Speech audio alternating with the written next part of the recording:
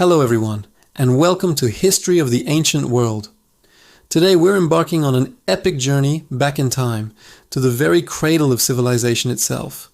We're heading to a sun-drenched land nestled between two mighty rivers, a place the ancient Greeks called Mesopotamia, which literally means the land between the rivers.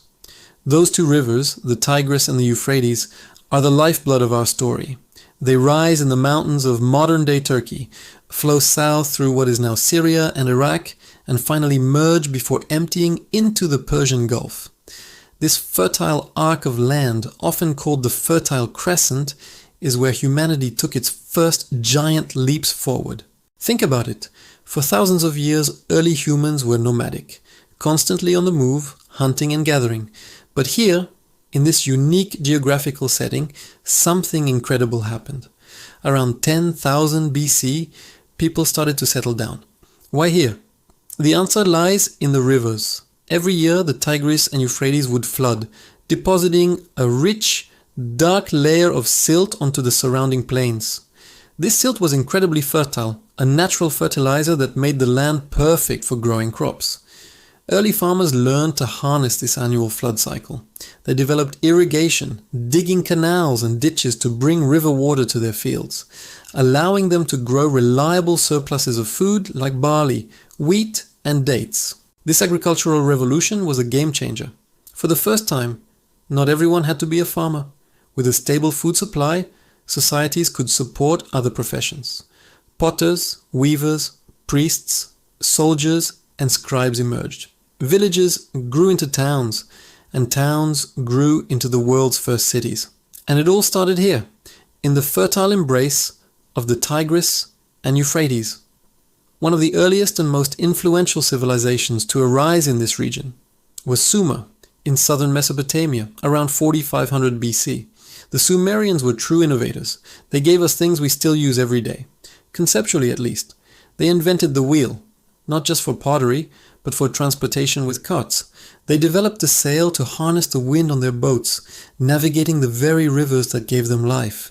But perhaps their most profound invention was writing. Imagine a world with no books, no emails, no signs. How do you keep track of trade, laws, or history? The Sumerians solved this problem by developing cuneiform, one of the earliest systems of writing. Using a reed stylus, they pressed wedge-shaped marks into wet clay tablets. These tablets, once baked, became durable records. Archaeologists have unearthed thousands of them, giving us an unprecedented window into their world. They wrote down everything: grain receipts, legal codes, epic poems, and even students' homework. This leap from spoken word to written record was monumental. It allowed knowledge to be passed down accurately across generations, paving the way for complex societies and empires. The Sumerian civilization wasn't a single, unified empire, but rather a collection of independent city-states, each with its own patron god and ruling dynasty. Famous cities like Uruk, Ur, and Lagash vied for power and influence. Uruk, at its peak, was one of the largest cities in the world, with massive walls and monumental temples called ziggurats. These step pyramids were the center of city life, believed to be the dwelling places of the gods on earth. The Epic of Gilgamesh, one of the world's oldest surviving works of literature, comes from this very city and tells the story of its legendary king. It's a powerful tale of friendship, mortality, and the search for meaning, showing us that the fundamental questions of human existence have been with us since the dawn of civilization. But the story of Mesopotamia doesn't end with the Sumerians. The region was a crossroads of cultures, and its history is one of successive empires rising and falling.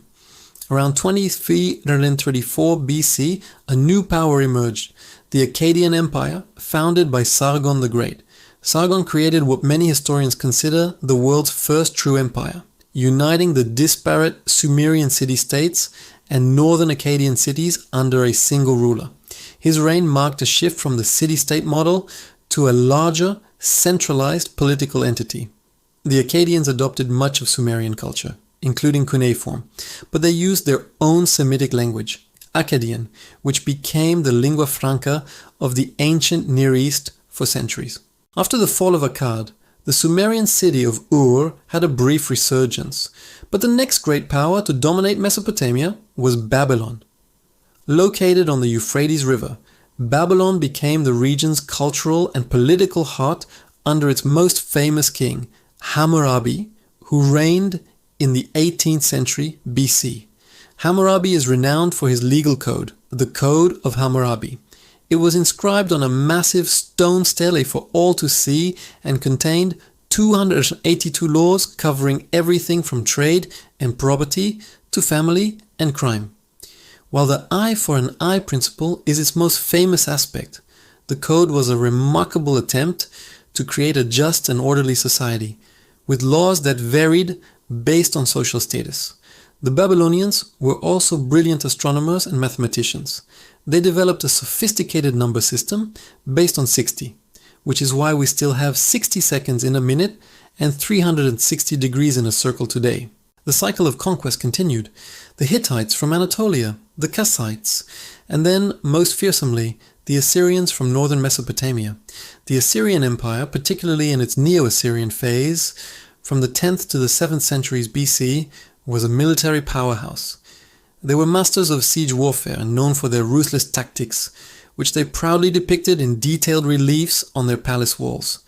Their empire was vast, stretching from the Persian Gulf to Egypt. But they were not just warriors, they were also great builders. Their capital, Nineveh, was a magnificent city with grand palaces and a legendary library. King Ashurbanipal's library contained tens of thousands of cuneiform tablets, a deliberate effort to collect all the knowledge of the ancient world. It's thanks to his collection that we have copies of so many important texts, including the Epic of Gilgamesh. Yet even the mighty Assyrian Empire crumbled. A coalition of Babylonians and Medes destroyed Nineveh in 612 BC. This led to the rise of the Neo-Babylonian Empire, which experienced a final, glorious chapter of Mesopotamian independence. Its most famous ruler was Nebuchadnezzar Tekkena. He rebuilt Babylon on an unprecedented scale, making it one of the wonders of the ancient world.